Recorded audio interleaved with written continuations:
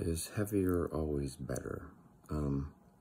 This is kind of an obvious thing, but I'm going to talk on it because apparently people haven't figured this out yet. So I see guys doing things like quarter depth box squats. They're using massive amounts of weight. And, you know, there's a benefit to that. There's certainly some kind of neurological overload, right? It's like doing a board press. But here's the thing that I want to point out to people. When you do that, I know you feel great because you're using this extremely heavy load. There's a cost to that. You're compressing your spine. So when we think about connective tissues, you know, connective tissue does not remodel or repair nearly as fast as muscle. So if you look around at the majority of the injuries that occur, they tend to be connective tissue injuries, actually. That's not to say that muscle strains don't happen. I've certainly had muscle strains where the muscle belly tears. But, you know, when you look at various people that have, you know, back problems, it's because if it was a disc, you know, or someone has a knee problem and, you know, it's their patella tendon or their quad tendon, or, you know, you look at people with hip problems and it's their labrum. People with shoulder problems, you know, it's the rotator cuff or it's the labrum or it's, you know, pec injuries. Most of the time when you see a pec injury, it's the pec tendon, not the pec muscle itself. And so, you know, what I try to warn people is the fact that when you use these different methods that allow you to use an extremely heavy weight because you have decreased the range of motion, stop and remember the fact that you are still putting this same taxing load on the connective tissue. Whether I squat, you know, 500 pounds full ass to grass, or I squat 500 pounds quarter depth, right? This is still 500 pounds on my spine. Hell, if I put 500 pounds on my back and just do a walkout, that's still 500 pounds on my spine. One of the things I think is really interesting is these different bodybuilders and how they try to get more out of less weight. I remember listening to Jay Cutler, and everyone always likes to talk about Jay Cutler because they look at what he's doing or what he was doing at the end of his career, and it's like, well, you know, he was doing all these dumbbell bench presses and he was doing all these machines. But when people ask him, what did you do beforehand? He was like, oh yeah, I used to squat 700 pounds for reps and, you know, bench press 500 pounds for reps. And that works. That's how he built the mass. I mean, you know, everyone looks at these bodybuilders and they see them using light weights and machines for high reps. That's not how they got there. They built the mass and became huge from doing compound lifts first. Jay Cutler was doing squats and bench presses with very, very heavy weight. And then he switched over to using lighter weights for higher reps. Why? Because he's putting more into the muscle and less stress on the tendons and the connective tissues. And so what's happened at that point is he got so strong, right, that him continuing to load heavier and heavier puts even more stress on the connective tissues. By using a lighter weight, he was able to continue to stimulate the muscle while minimizing the amount of stress on the connective tissues. And this is why I point out to people that, you know, I think it's really important that you deload. And everyone says, oh, you don't need to deload. And I'm like, well, you do need to deload. But it isn't for the reason why you think. CNS fatigue is a myth. It's been thoroughly debunked. Even the people that do the research on it point out you're not developing CNS fatigue that lasts for, you know, extremely long periods of time. So, like, by the time you come in the next day, your CNS is recovered. This is not a thing. Like, you didn't do squats and then develop CNS fatigue during the set, and then somehow tomorrow your CNS still hasn't recovered.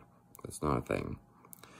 But what has happened is you have ANS, right, the autonomic nervous system stress, And also, this is the thing, this is why you need to deload. You have all this stress on the connective tissues. Now, don't get me wrong. How do you get a tendon to get stronger? Well, you have to load it. No doubt. I don't disagree.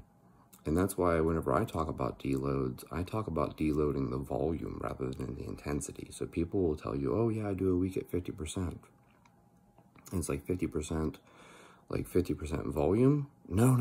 I cut my weights down. I do 50% weight with higher reps.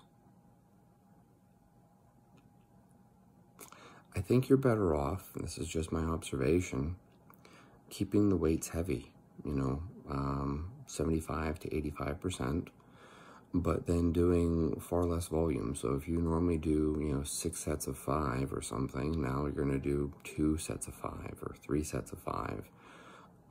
Keep the weight heavy, but cut your volume way down. Volume tends to be the thing that gets people. If you worked up to just one heavy squat every single day, Bulgarian, right?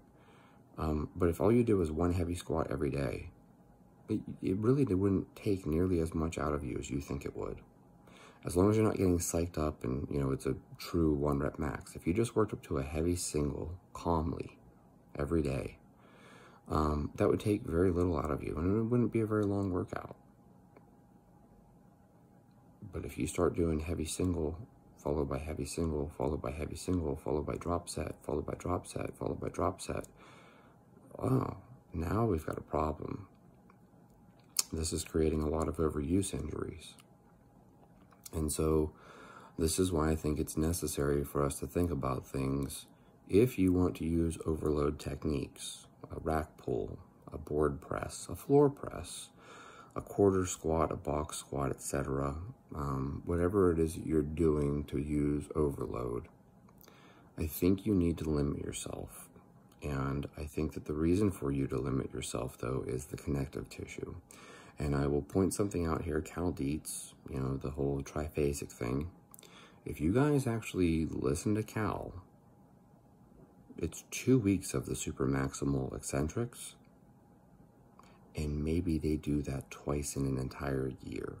So that is 4 weeks of supermaximal eccentrics across an entire year.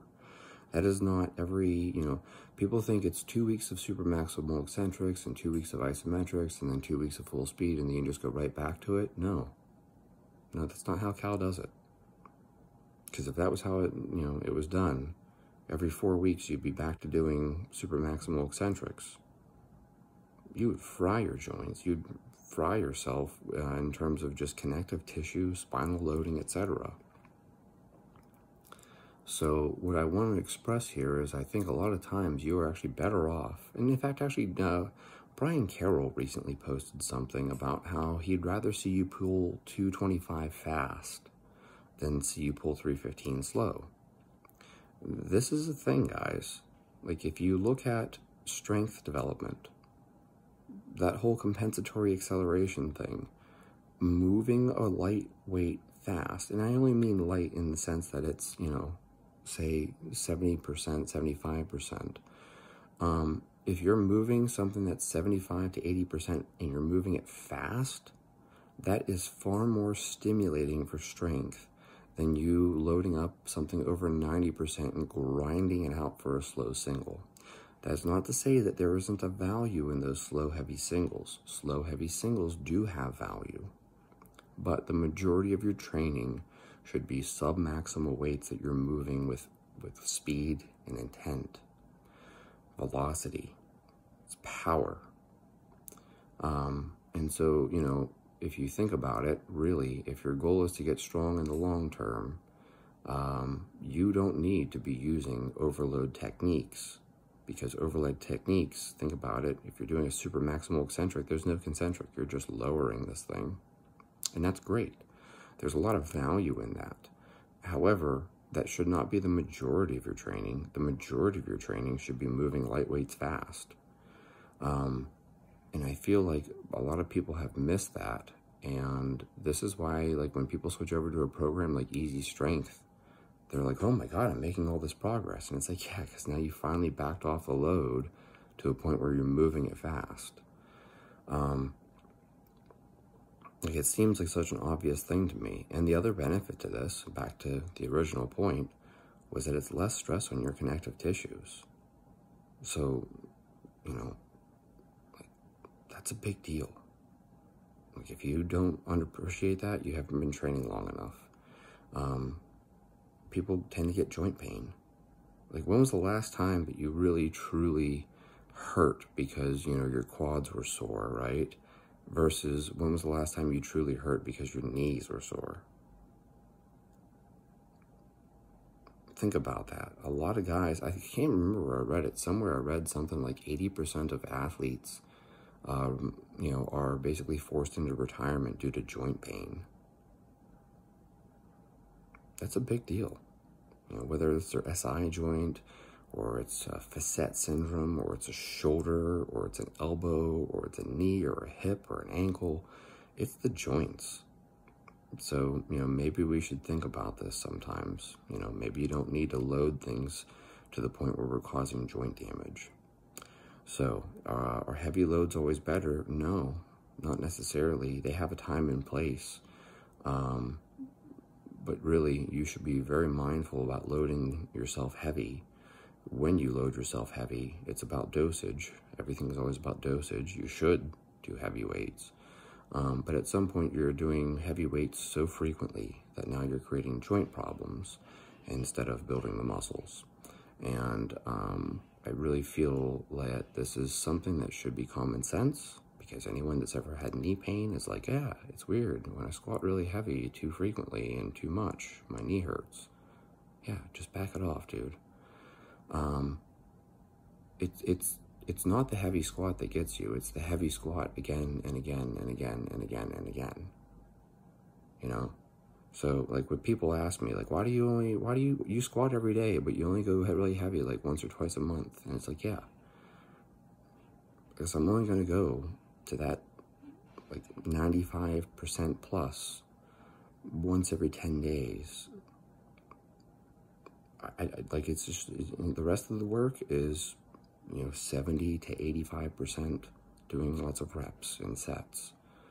I don't want to go super heavy frequently, because then that causes my knees to hurt. Radical concept. Anyways, just something for you guys to think about. Like I said, I feel like this is common sense, but apparently it's not. So that's why I'm talking about it.